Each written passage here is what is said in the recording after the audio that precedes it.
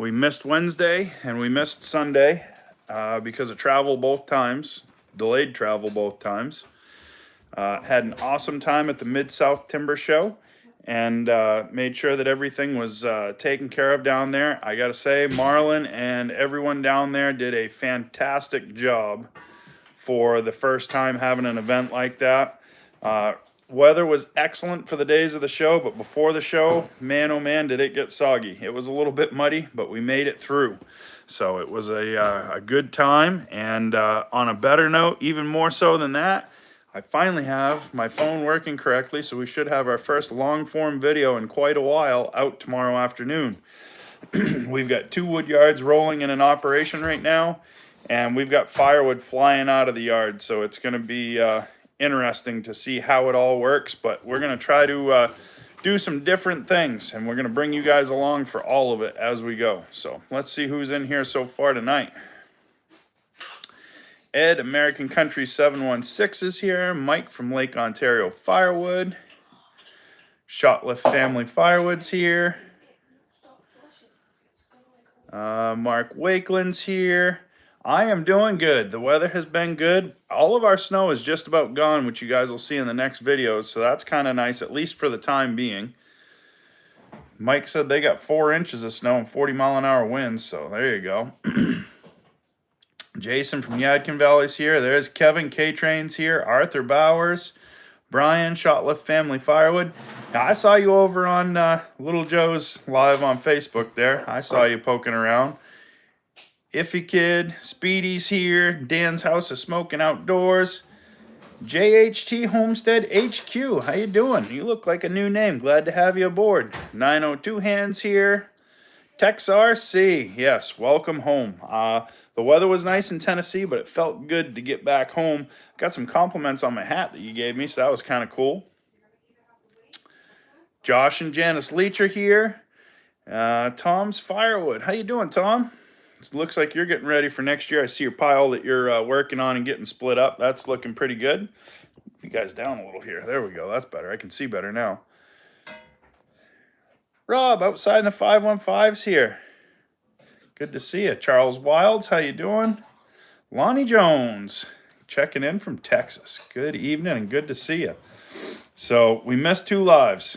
We've missed a lot of videos. Our YouTube stuff is going to get back on track.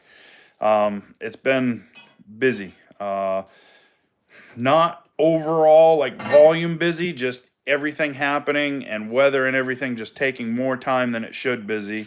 And it's just been crazy. So hopefully we can get everything kind of back to an even keel and normal and going and see how all that works. Got Ted and Sherry Miller here. Benny's Firewood's here. How you doing, Benny? Good to see you. So I met Matt from Firewood in the Field. I met all kinds of other people at the show. I saw Ted and Sherry down there, Jason, Eric Kennedy, Marlon and Emily and the family. Really good show. Ryan and his family came down. They helped out in the Typhoon booth. Overall, for the first year of a show, I would say that the Mid-South Timber Show, Firewood Expo, was a really good event. I think that next year they will definitely have more attendance and traction on it. I talked to so many people from that area that said they had never seen anything like it before. And they were really excited to see the equipment and to see what the vendors had to offer. So really good turnout, really good show. So congratulations to Marlon and his family for putting that on, and to anybody else that had a hand in it. A show like that is not a small undertaking, that is for sure. Nick is checking in with Gavin. Nick Mancini, how you doing, boys? Good to see you. We're back home to Maine.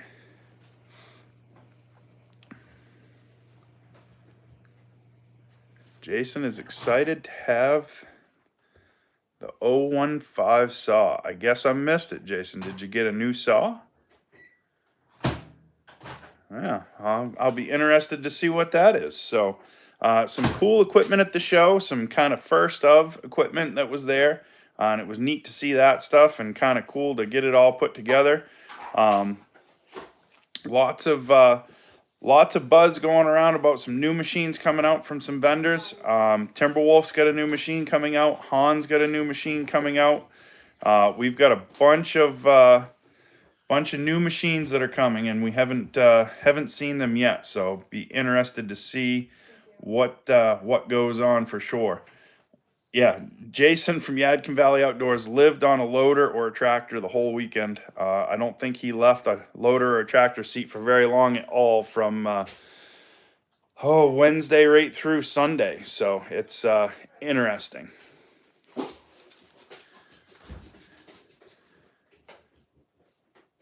Linda and Owen Jordan, good to see you. TJ Stone, hearts racing to see us. Well, I appreciate that. We missed some time, that's for sure. I've not played with the new fuel-injected Husky saw yet. I see Heath and Rachel got theirs today. I've not received information that mine's coming yet, so we'll see when that shows up. I have been playing with the Echo and steel chainsaws. We've been cutting some round wood in the new wood yard. We've got a bunch of stuff going there and getting that stuff taken care of. So we're getting that yard sorted out, and you guys will see that in the next video with all of what we've got going on over there. We've got the sawmill up there. We've got a bunch of firewood up there. We've got a bunch of firewood here. And we're just going to start doing things a little bit different, try to save some travel. Fuel prices have gone through the roof. So we need to make sure that we count all of our miles that we travel and that we take care of it as best as possible. So we'll see how it all works out, but I'm hopeful.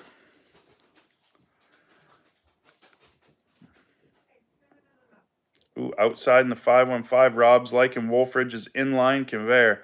The hopper feeders that go to the splitters is really, really nice. Those are the way to do a horizontal splitter for sure. That absolutely speeds up everything. I got to play with the new Split Force splitters. They've sped those up to about a 3.5 second cycle time. Nice and quick now, self-propelled. I really like those splitters. I think the self-propelled function is something that has some real warrant and some real merit in the log splitter industry. I don't know why nobody's done it with a horizontal yet.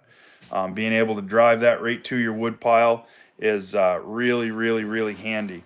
Saw the new Blockbuster 18 HP. That is a quick processor. That processor will get down and boogie. That thing moves for sure. Really cool to see some of the new stuff that was out there.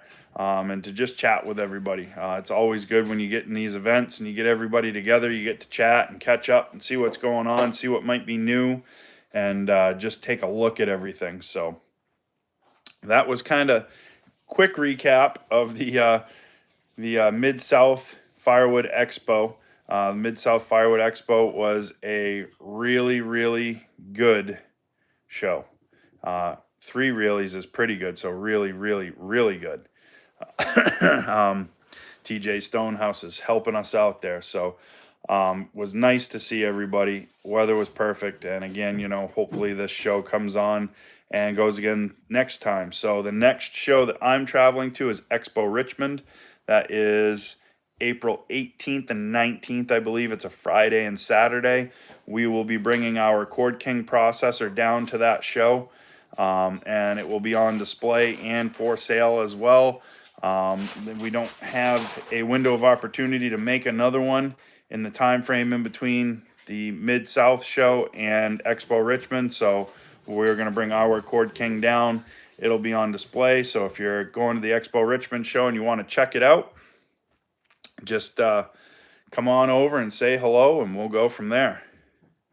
Oh, Craig scored the Coles. Almost forgot what day it was. I almost forgot, too, because we haven't done a live in a week.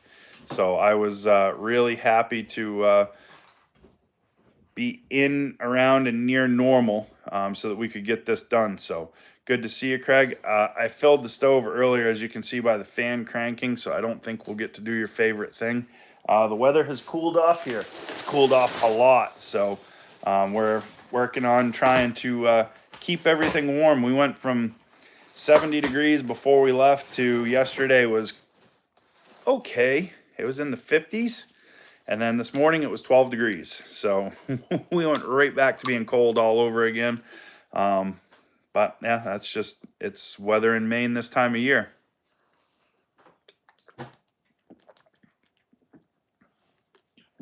Yeah, good luck with your surgery for sure, Rob. And Mike, hopefully everything works out for you.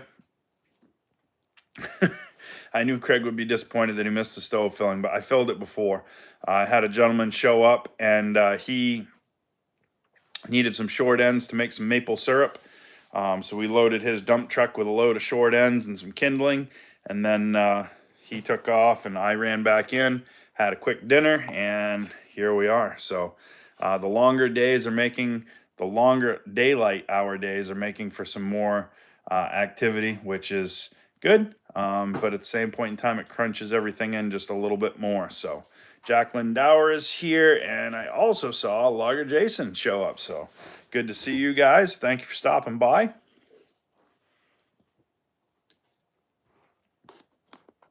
Yeah, the wind in Tennessee was crazy, and it followed us all the way up here. We had 50, 60 mile an hour winds Sunday night into Monday. It stayed windy Monday, and then Tuesday, it got cold, started to get cold, and then today was just, it was cold all day. I don't think we got over 30 degrees, so I don't know if winter's back for a little bit or if it's going to go away, so.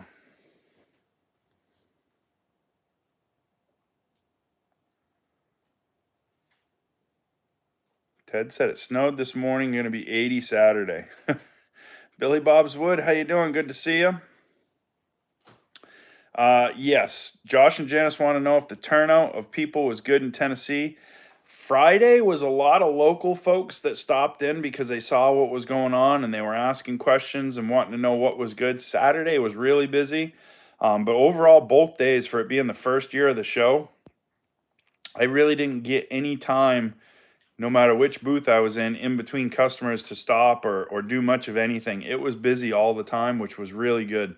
And a lot of really good interest in the products and into what's going on. So, yeah. Tex RC's got us all beat. He's got 31 degrees Tuesday and looks like 95 this weekend. Holy smokes. You can keep that, that's for sure. I don't need any 90-degree weather. But the 70-degree weather over the weekend felt really nice, but to get back and be working, the colder temps definitely make a big difference. Jason says he's been plowing for 36 hours. Can't say I've ever seen bigger drifts in my life. I saw some of the pictures of the weather out there. You guys got absolutely hammered with snow. That was crazy. We didn't get it, thankfully. We got 2 inches of rain. We've got some flooding. Actually, tomorrow, Dave and I are going to help a lady whose perimeter drain on her house froze and flooded her basement with about 2 feet of water. So we're going to go fix that for her. And I'm picking up some firewood from there. And that's going to be in a video that you guys will see later on, because you never know where you're going to get firewood and why. And I'll tell you why I'm getting the firewood and what we're going to do with it. So that'll be kind of interesting too. The sawmill's been busy. Haven't done any sawing this week yet because it's been firewood. We did a 5-cord order of roundwood today. We've got another 6-cord order to go before the end of the week, hopefully. And then we're going to fix that foundation. Next week, it's firewood right straight ahead. Wednesday, we may not have a live next week. My dad has to go in for a cardiac procedure in Boston, and he will be put under. They're saying he can go home the same day, but needs somebody to drive him. So I will drive him back from Boston. I don't know if I will be back in time for the live. Once I know better when his procedure is, I can let you guys know, but Wednesday's live looks like it probably will not happen. Family first, and I'm going to take Dad and bring him down so that he can get his procedure done and hopefully get back on the mend. So we'll get that taken care of next Wednesday. Somebody got a new truck in the wood yard, and it's not me, so we'll show you guys that in a video coming right up too, and get that taken care of. Somebody said prayers for Gramps. It's not Gramps, it's my dad that's having the procedure. Gramp was here this morning because it was 12 degrees, and he knew that if it was cold, they'd probably be hauling logs. So he showed up, wanted to know where the wood was, and unfortunately they haven't hauled any because the wood road for that truck driver is too muddy, and he's having a hard time getting in and out of the yard with the trucks. So they're hoping after tonight's freeze it might be enough that they can get a couple of loads here. But I think we're still probably, I don't know, somewhere in the neighborhood of 40 to 50 cords out in the yard here. And we've got 60 to 70 cords in the new wood yard at Dave's. So we've got a pretty good charge of wood, but we're going to need more. And we're working on a solution for that too. And we'll tell you guys about it in a video. We're going to go see Steve, young Steve. So our log hauler is Steve. That's young Steve's father. And we're going to go see young Steve and his operation and see how everything goes in the woods and how it works. And then we're going to show you what they do with what's left over on his forest projects, which I thought was pretty interesting. A lot of times there's big piles of brush and things that are left or dragged back into the woods. But they have an interesting way of getting rid of it all and making it go away. And that's definitely a fuel intense process. And we'll show you that too. We're going to do all kinds of different videos, comparison videos. We've got a bunch of stuff coming up. I'm going to try to get back to 3 videos a week is the goal. And still stay with a bunch of shorts on Facebook and YouTube and TikTok. So that's going to be our schedule. Have a good one, Rob. We'll definitely be thinking of you, buddy. Hopefully everything works out in your favor. So we've got a new bagged firewood customer that we're going to be picking up. There's a big RV center not too far from our house, and we'll be picking them up and bringing them bagged firewood for the summer. Speaking of bags, still not sure of the status on the bag order. I got to call and check on that tomorrow. Did not hear about it today, so we will see how that's going. And I will try to have everybody an update for Sunday. Had some chainsaw trouble. I don't know if it showed up on a video or not, but the decked imported 359 that we got seems to be running out of fuel. I'm not sure what the issue is just yet. I haven't really dug into it to look, but seems to be running out of fuel. So I'm going to have to take a look at that and see what we can do with that. The last couple of days, I've run the Echo Timberwolf a lot. And we're going to do a whole video on the Echo Timberwolf and why I think that it's plenty of saw for 75% of all homeowners and or light duty firewood cutters. Somebody that's selling 20, 30 cord a year, so long as they're not getting great big giant tree service wood. And even at that, anything under 48 inches in diameter, the saw will still do everything that you need it to do. So it's it's going to be interesting. Jason wants to know, do I bag green wood? I don't yet, but I will be bagging green wood going forward because the new bags are rated for 10 months direct sun exposure, and I can let the wood dry in the bags. But Speedy just brought up another question and asked if the kiln build has started. The kiln build cannot start other than sawing the lumber until the roads come off posting. Once the roads come off weight restriction, then we can haul the concrete and we can start building the kilns. So it'll probably be early May, somewhere in there before we can really get going with it. But we will definitely bring everybody along for that project for sure. And as soon as the bags show up, we'll let everybody know. I've got a bunch of guys and gals that are interested in those. So as soon as they show up, you guys will know, and we can start getting those shipped to everybody that wants them. And probably have to put another order right back in again, because I think they're going to be popular, and I'm going to use a bunch more than what we normally use. So Mefford Family Farms, how you doing, Heath? Good to see you, buddy. Have a good night, TJ. Appreciate you stopping by, buddy. So TJ Stonehouse, he comments on all my videos. He's always got some interesting outlooks on the videos. It's interesting to see how it goes. I won't sell green wood in bags, Jason, but I'll bag it green and I'll tag it and I'll let it dry in the bags. So that's my intent. Hopefully with the kiln, once we get the kiln up, green wood's going to kind of be a thing of the past. So we'll see how all that works, and we'll do what we need to do with it, and it'll be interesting.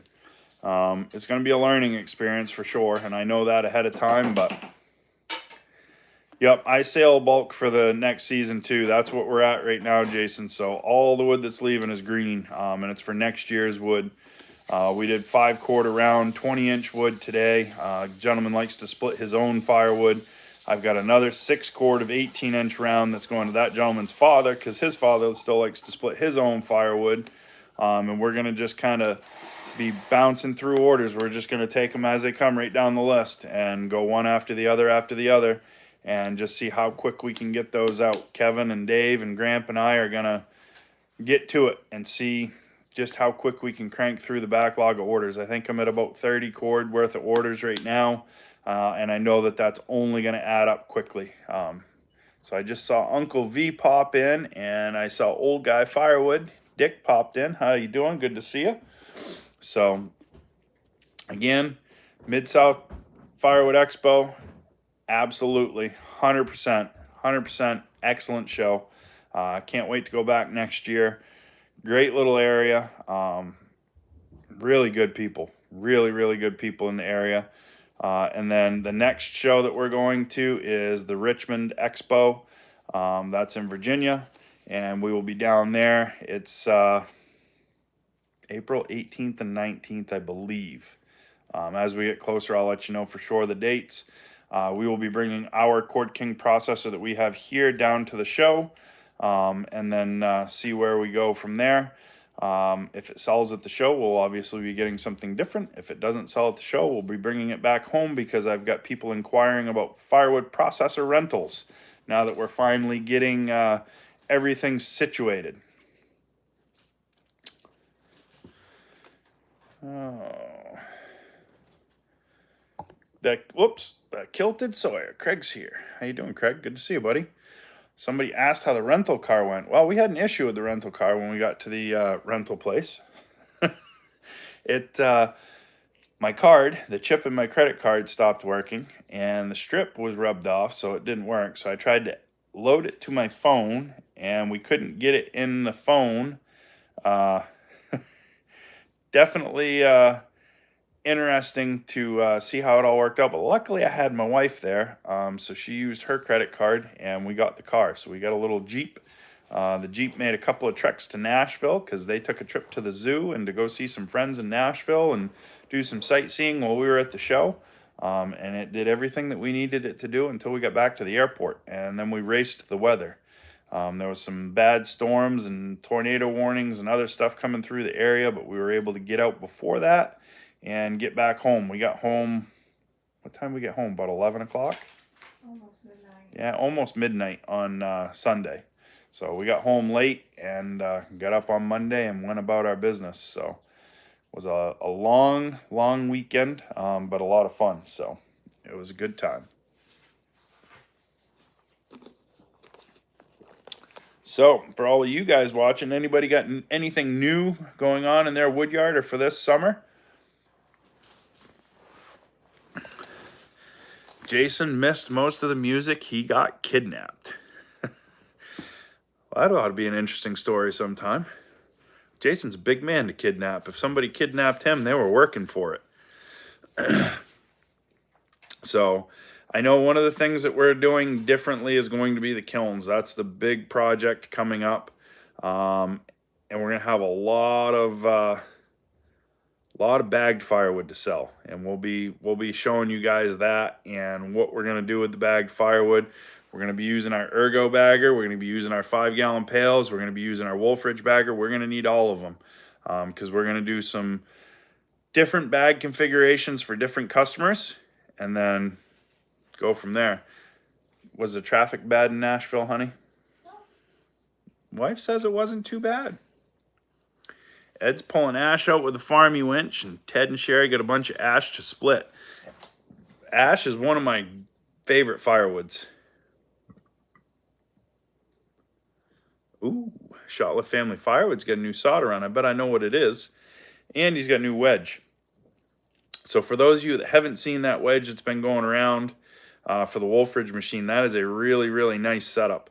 I really like that wedge. Why somebody hadn't thought of something like that before then, beyond me, but that's an excellent setup for making the small bundle size splits. And it works excellent on the splitters that they've had it on. So that's a really great design. So hats off to whoever thought of that. That was a good one for sure.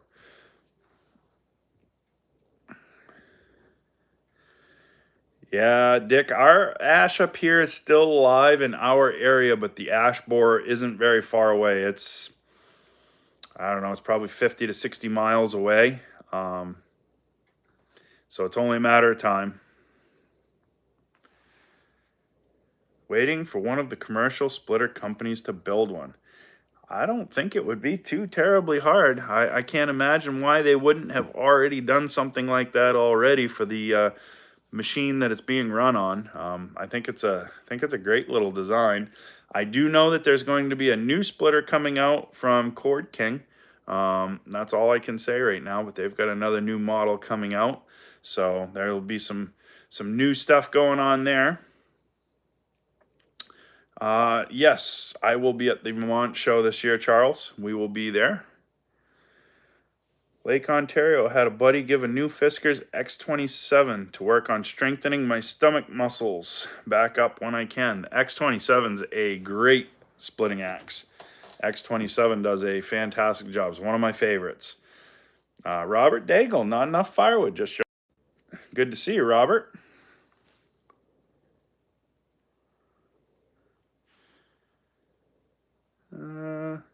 When are you leaving the Richmond show? Sunday. Be headed back Sunday, or leaving the Richmond show on Sunday. I'm not sure what my travel back schedule is just yet. I got to confirm a few things, and it all depends on if the processor sells, what my schedule is getting back. So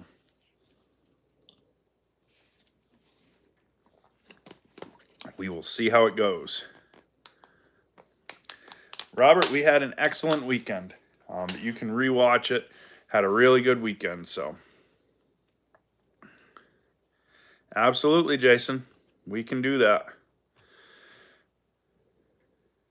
Aha, Jason and Jason. Both might be coming to Richmond now. I'm seeing the gears turning. Dirty Money Firewood. There's little Joe right there. How you doing, buddy?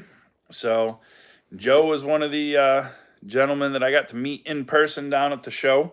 And his better half got a gramp stick. Jenny was using her gramp stick. We sold a bunch of gramp sticks down there. So it's really cool to see those are still circulating around. It's interesting. So the Cord King kindling machine, for somebody that's going to make kindling, is a really nice machine. It'll make kindling, it'll make bundle wood, or you can do 3x3 splits. So if you had that sitting beside a commercial splitter and you took the bigger chunks off, you could resplit down into the smaller sizes as you were going and be making two products at the same time.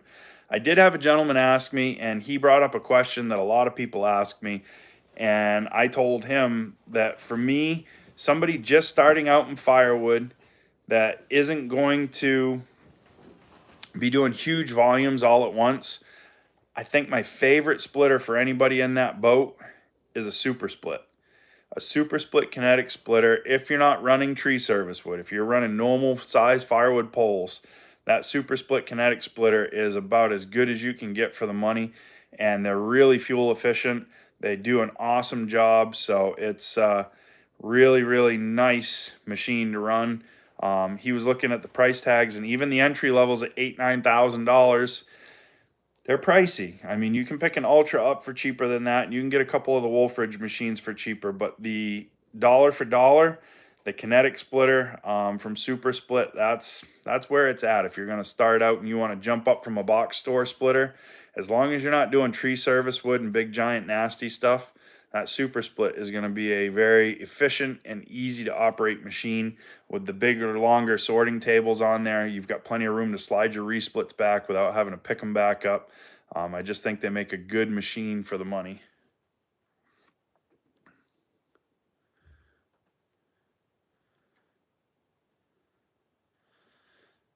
Yeah, we're still going to San Diego, right?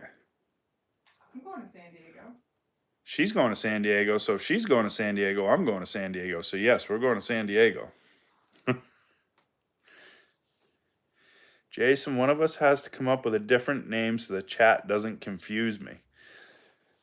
J1 and J2. Who wants to be J1 and who wants to be J2? The DR splitter or the super splits are both awesome resplit machines. Yep. I don't like the DR, the pinion, the roller on top of the pinion gear on the DR is not as rugged as the super split. The super split seems to hold itself down a lot better. But the one thing with the kinetic splitters, you need to keep that pinion gear greased and clean. If you don't keep your machine clean, you're going to have issues, and it'll be quickly that you have issues too. So, North Carolina, NC Jason and W Jason, or just Jason, I don't know. Getting confusing. I'll just call him Logger Jason and Yadkin. That'll sort it out. It'll be Yadkin and Logger Jason. LJ, Logger Jason. There you go. LJ and Yadkin. So, geez, Max got the zoomies. He just come flying down the stairs and tearing the house apart. He is like Never actually. wired for sound. Holy smokes. Whoa. For a dog that doesn't move very much, he's definitely got the zoomies. He'd like to go out, hon. Let's see here. I'll get up. We'll let him out together. There he goes. He's gone. Zoom. I don't know what that was about, but he was wound up.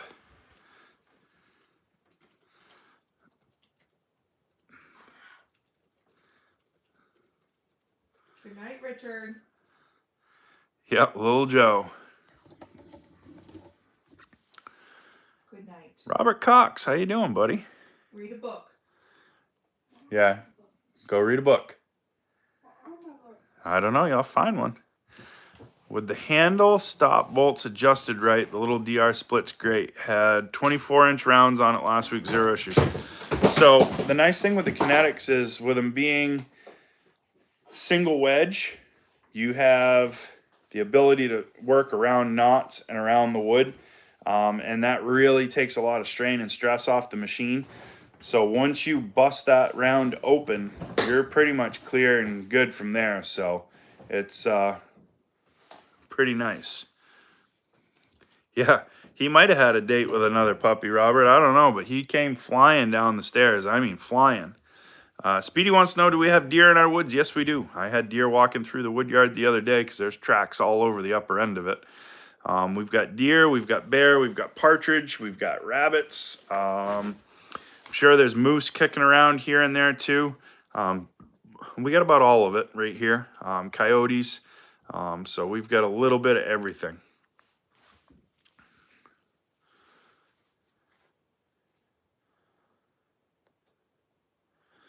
So Mike has our old DR splitter that we bought for resplits, and he uses that in his. Josh and Janice want to know, how did the woodyard handle all the rain? Well, the actual woodyard's not too bad. The road going into the woodyard, that's a whole different story. I've got a river running across that, and we've got a serious amount of water piled up on what would be the east side of our woodyard. So the water flows east to west across our property, and the east side is held up right now. Lots and lots and lots of water. I don't want to break it and drag it down to clear it out, because if I do, it's going to just flow out of there, and it'll take all the gravel with it. So I'm trying to let it slowly percolate and work its way down, and it's running very steady right now. It sounds like we've got a small babbling brook, but it's just runoff from the spring snow melt and all the rain that we've got. So hey, little Joe, you're absolutely right, buddy. A little bit every day, that's for sure. That's for sure. Appreciate you stopping by. Keep swinging that axe, brother.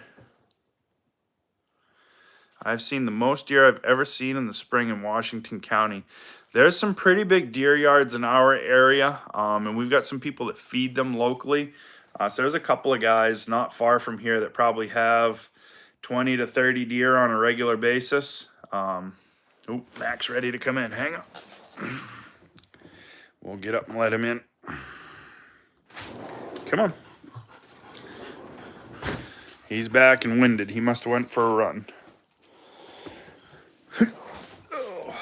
So, one of the customers that we're doing, are we settled in yet, Ed? Are we settled into the new house yet, honey? No. No, I didn't think so either.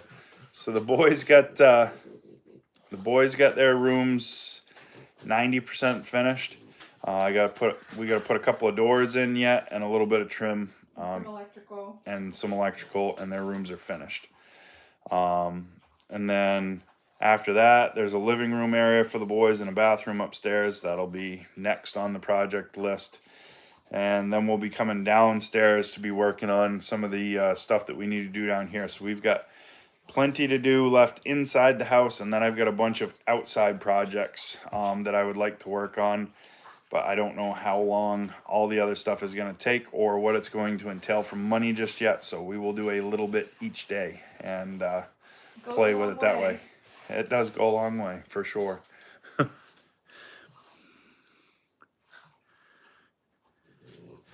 Is Woodyard 2 on a non-posted road? No, Woodyard 2 is also on a posted road. So the posted road only affects us bringing in raw product to the woodyards. We can take finished product out because it's considered fuel once it's processed. So I can get a waiver on all of the towns that we deliver to, any of the posted roads, even if I wanted to go with a 4 or 5 cord truck. If it's processed firewood, I can deliver. We're the same as an oil truck or a propane truck. We're delivering heating fuel so we can get a waiver for the posted roads. So as long as we have wood in the yards to last us through mud season, we can get whatever we want out. Out is no problem. It's getting the logs in that is the issue. And we're trying to work out a creative solution for that. So we'll see how that goes. Logger Jason just said congratulations on the milestone. So we hit 20,000 followers on our Facebook page last night, which was pretty cool. Considering that we only started that back in May. I think it was May that I started posting a little bit more regularly on Facebook. And then I think it was June or July that I really started following the schedule and doing what was asked of me by the powers that be at Facebook, and it grew and it's taken off, and it's been a really cool ride. I've met a lot of cool people through Facebook that I did not meet through YouTube. The Kilted Sawyer Craig, and a bunch of the Sawyer guys I met through Facebook. So it's definitely interesting to see how the different things line up. I do not have a 5-yard truck to deliver with Jason, but one of my buddies up in Aroostook County, 2 hours north of me, he does. He's got a 5-yard truck. It's a tandem axle wheeler with a 5-yard mesh body on it. The thing is a monster. He gets a lot of 5-cord orders for his customers up there, so he can bring it in one trip and be done with it. And I'll tell you right now, that is a load of firewood. Big load. Somebody asked if they should make Facebook reels. Ed. So the reels, you can set your account to professional. Once you set it to professional, you can set it to monetize. You have to have a certain number of followers and a certain number of watch time to become monetized, but it is not a whole lot. And then from there, you can become monetized for your reels. So it took some time. It took probably 2 to 3 months before it really took off. But I make more off of my Facebook reels than I do off of my YouTube, which neither one of them is very much anyway. But Facebook pays better for the reels. So it definitely something to look at and look into for sure. Wayne Bishko, how you doing, buddy? Good to see you. How's everything down on the coast of Maine? So, Wayne's one of the people that I met through Facebook, and now he's here on YouTube. So that's one of the things that's cool. So he was right in Maine. He's got a pretty large following on Facebook, and I happened to find him, and he started following me, and I follow his stuff. So it's kind of one of those deals, a little bit every day. You can't do it all in one day. They're definitely feeling the crunch with it getting busier, longer daylight hours, stuff like that. You can definitely feel the pinch, but I think it's going to be really good to see it all work. Yep, you can make a separate business account for American Country 716 and post all your reels there. I did it on my own personal page. I don't have a whole lot of political views or anything that I put on my Facebook, or anything inappropriate that I'm worried about anybody seeing.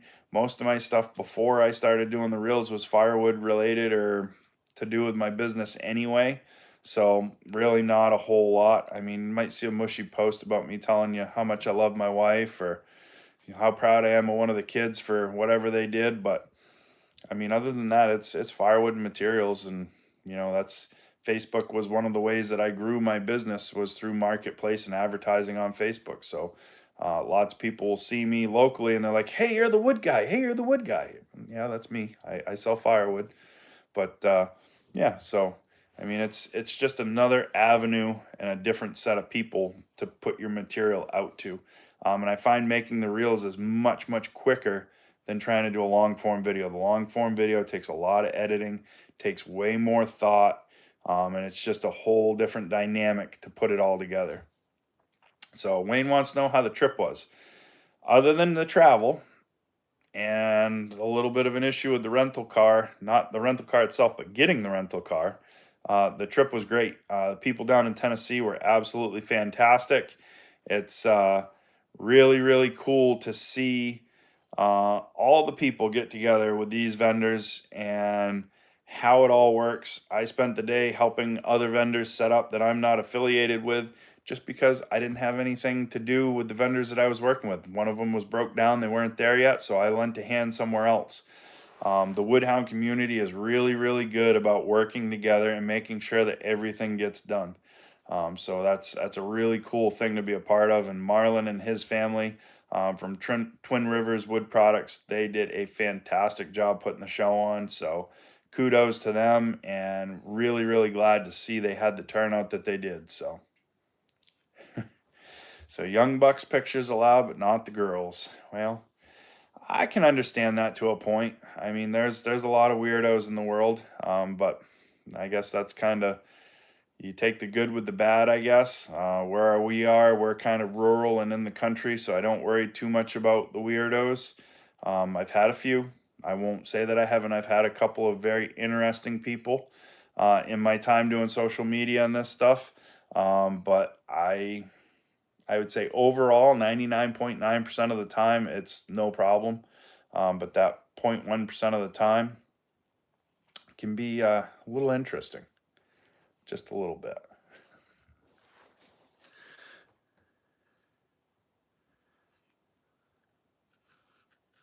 And nobody's going to take Young Buck anyway. They'll give him back. It'd be kind of like taking Big Rich. They give him back. So we're going to work on the poplar kindling. That's on one of our project lists too. Definitely going to be more work than I had planned on with that. I thought the lengths were all going to be shorter than what they are. There's a lot of long ones in there that are going to need to be cut. And I think that the 1x2 width, I think they need to at least be split in half. So I don't know. I probably won't get all of the all of the stuff that I wanted to as quickly as I wanted to. So I think that the kindling's probably not going to be a huge profitable thing like I was hoping for. It's going to be a mediocre thing at best. But we've got it, so we're going to use it up. Waste not, want not. And we won't be getting any more of that, even though they have some left.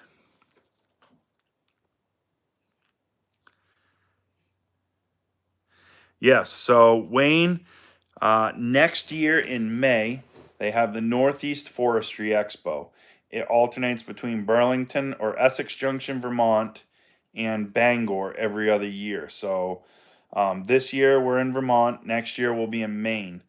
So if you wanted to see all of this forestry equipment, you wanted to see all these people and find out what all the craziness is about, next May at the Bangor Cross Center, that would be the time to come check it out. Northeast Forestry Expo, always in May. So it's a good time. Lots of equipment. If you've never been, just to even go through and check all the equipment out is really interesting. Lots of new stuff all the time, and lots of really good people. So loggers and firewood guys. They're definitely a different breed for sure, but we have fun. So Josh and Janice said that the Bangor show is on odd years. Paul Laney, how you doing? Good to see you. So we're gonna do Expo Richmond, then it will be the Northeast Forestry Expo in Vermont. Then I believe the next show after that is the International Firewood Expo in June. So those will be the shows there.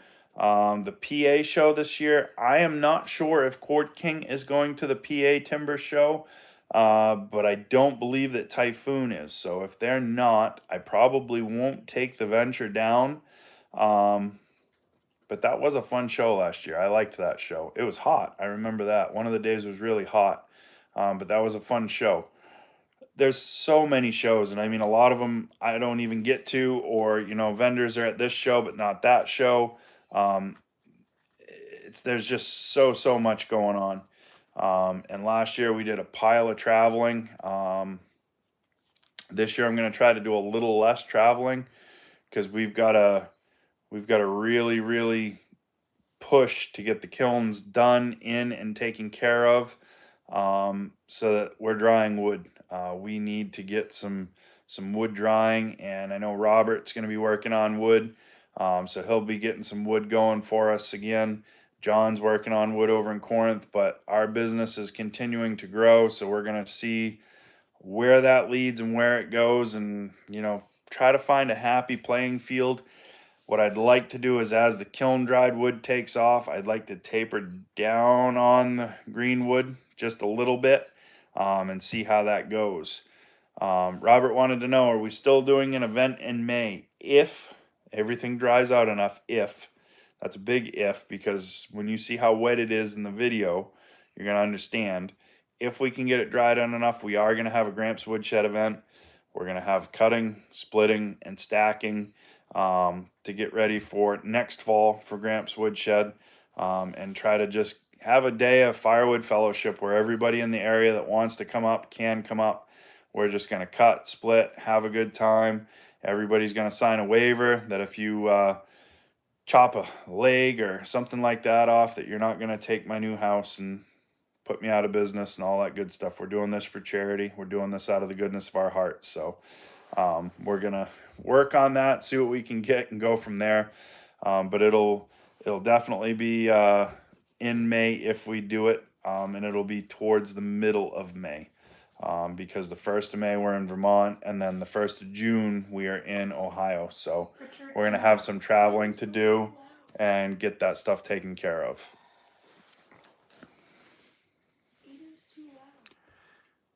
And then somebody else, slab wood from sawmills. Are you selling that for campwood? Yes.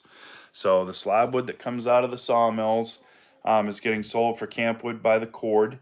I've got a couple of campgrounds that want softwood bagged firewood. So hopefully when we get the kiln fired up, we're going to kiln dry some slab wood. Hopefully it won't take too long, with it being softwood. Hopefully it'll be a quick process and we can get it taken care of, and get it done. But we'll see how it all goes. And then kind of put it all together, and nothing ventured, nothing gained, I guess, is where I'm at with it. We've got probably 20 cords, close to 20 cords of campwood, slab wood that we have to cut up, and lots more sawing to do. So we're going to have plenty of it. And hemlock is really great firewood. So for those of you that are hardwood snobs and you got to have hardwood, can't burn softwood.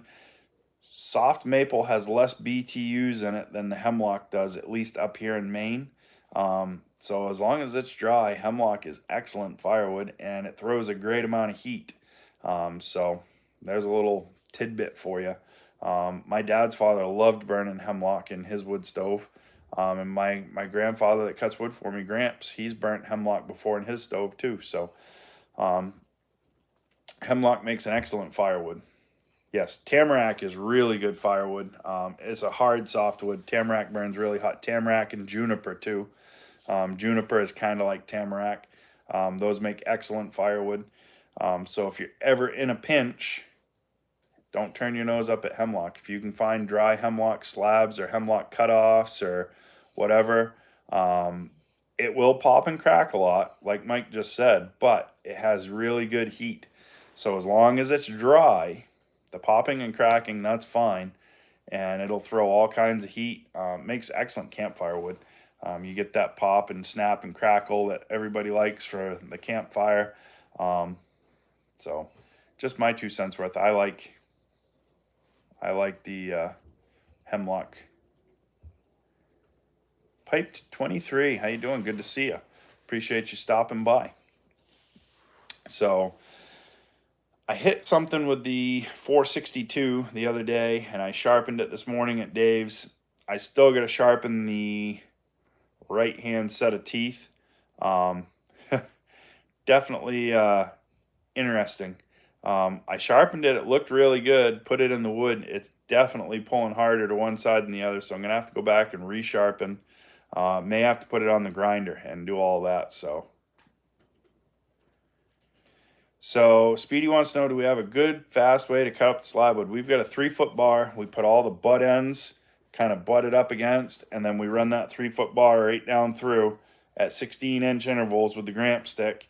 And then anything that's short, we just go ahead and throw the short pieces off to the side. We'll burn them in a barrel, and we'll go from there. So we're not too fussy with the camp wood. Buck Yasaws is here, Team Echo. That's right. We've been running the Shindawas and Echoes all week long. They've been running great too. Piped 23, just put a glass front wood stove in my basement and replaced the old Atlantic cooktop. So a lot of the newer stoves, he said his only accepts 17-inch wood. A lot of the newer stoves will only fit a 16-inch stick. So if it says 17, a 16-inch stick fits really tight by the time you get some ash in there and some coals. And that's what a lot of the newer stoves are getting to. The fireboxes are shrinking down. And they're doing that for EPA regulations and for some other reasons with the catalysts that are in them and the afterburn tubes and things like that. It's all about how the stove runs. With a big, large firebox, it's hard to get the airflow and keep the burn times up. And with the way the new high-efficiency wood stoves burn, it would drive you out of the house with heat if you had a big stove like that indoors. You would just be run right out.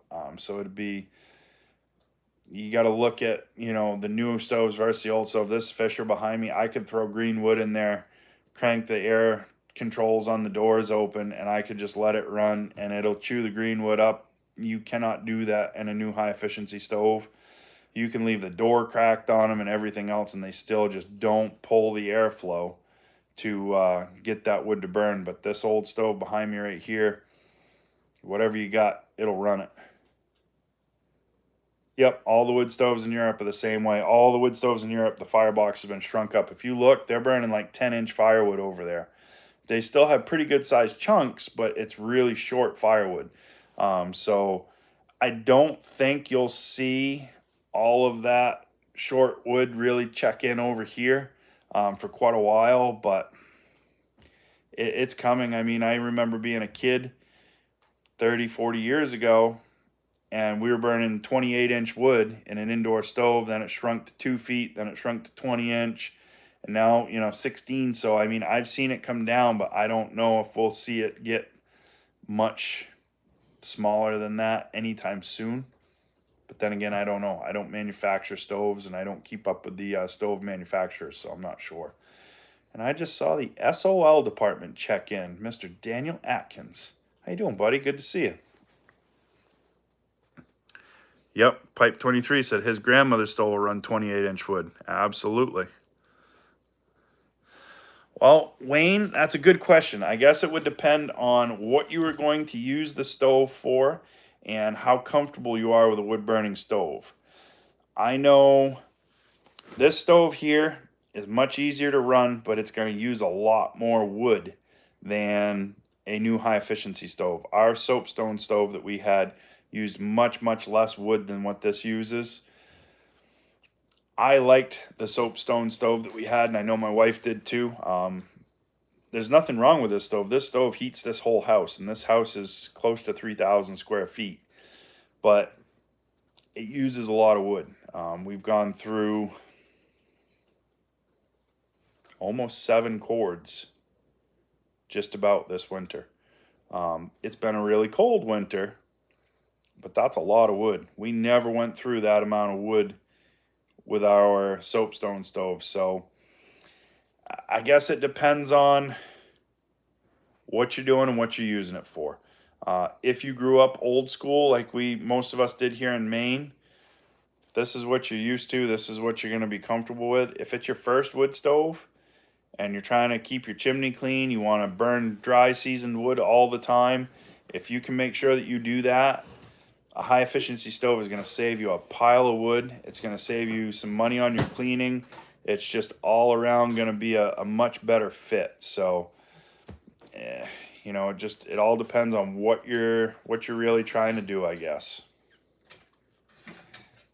Around the yard, Brent just showed up. How you doing, Brent? Good to see you, buddy. Tex RC said his office stove is 20-inch and the fireplace can take 36. So fireplaces, I find a lot of times if you don't have an insert and you're burning in an open fireplace, they'll take a really big stick. You got to figure with a fireplace, you're trying to heat that whole surrounding hearth, and most of your heat's going straight out the chimney. A fireplace is a lot of ambiance, but not necessarily a lot of heat thrown. You're trying to heat the mass. If you can heat the mass up, that's what's going to get you the best bang for your buck out of that. For a long time, I don't know, probably 20, 25 years ago, I was looking at the thermal mass heaters or the rocket stoves. They're great big stone heaters, and they burn them just as hot as they possibly can to heat up the mass that's in the center of the house, and then that radiates throughout. They have a lot of those over in like Russia, over in that area where it gets really, really cold.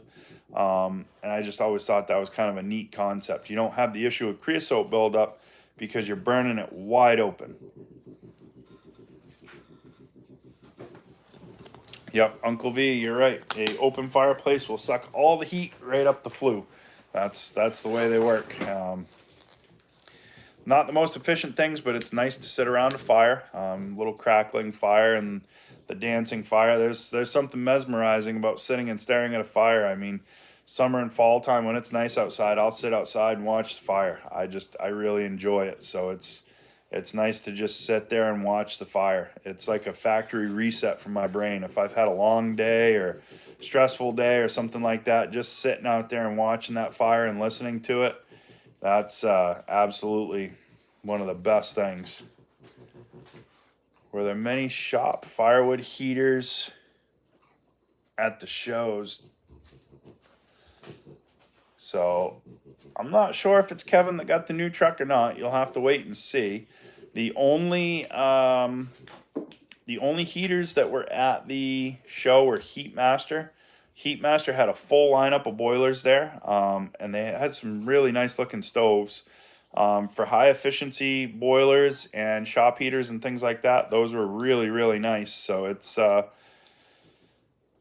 those are what I'm looking at. So I like the Heatmaster brand from looking at all the other ones that I've looked at.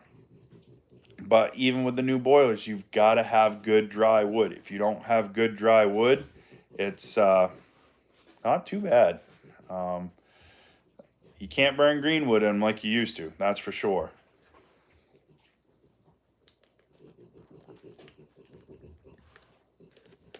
Wayne just asked how my body holds up after years of firewood.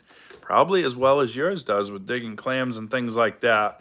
But the only real issue that I have is occasionally I get some lower back pinched nerve.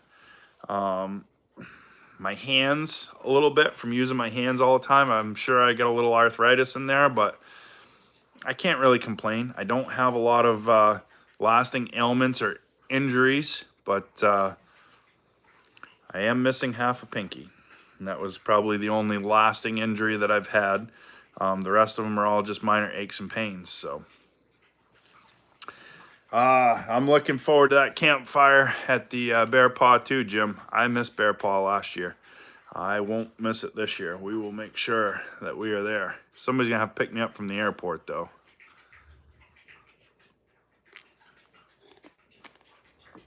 Dog's thirsty too. Wood stove's drying us out, I guess. Yep, older boiler definitely burns green wood better. The new boilers do not burn green wood well, so. Yeah, I think it's probably a sciatic nerve. I'm not sure. My wife would tell me to go to a chiropractor, but I'm stubborn and I don't go to chiropractors unless I have to. But I haven't had an issue, knock on wood, for a while. But usually when it happens, it's 3 to 4 days where I'm not doing much. And that's only happened 2 or 3 times in probably 15 years that I can remember. So it's just, and a lot of times I feel it and I know where we're gonna be. And you know, I'll lay off or something like that. That Crown Royal boiler does look like a nice boiler, Speedy. You're right.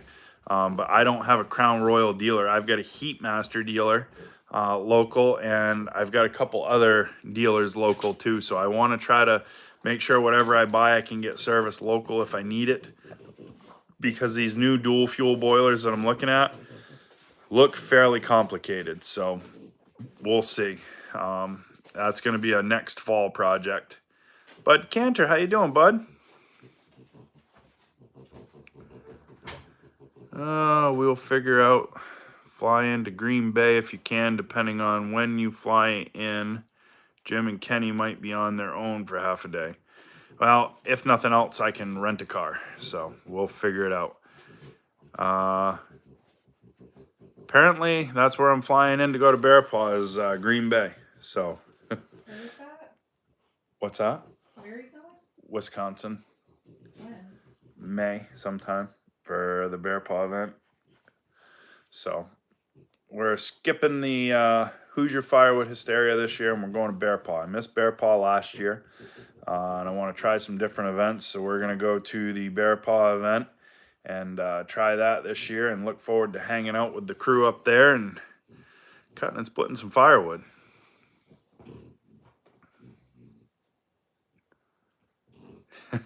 Jim's been put in charge. Jason's going to leave him the keys to the side-by-side. Watch out, world. Here we go. No, can't bring anything home if I fly, but a cheese head hat for the videos probably would be a necessity out there. But I'm thinking with a name like Bear Paw, we could probably come up with something a little more creative for a hat. So we'll have to see how that works out and what we got. Yes, I will be back at Boonville this year. That is one of the shows that we will be going to. Logger Jason can fill you in, Brent, on the Bear Paw event.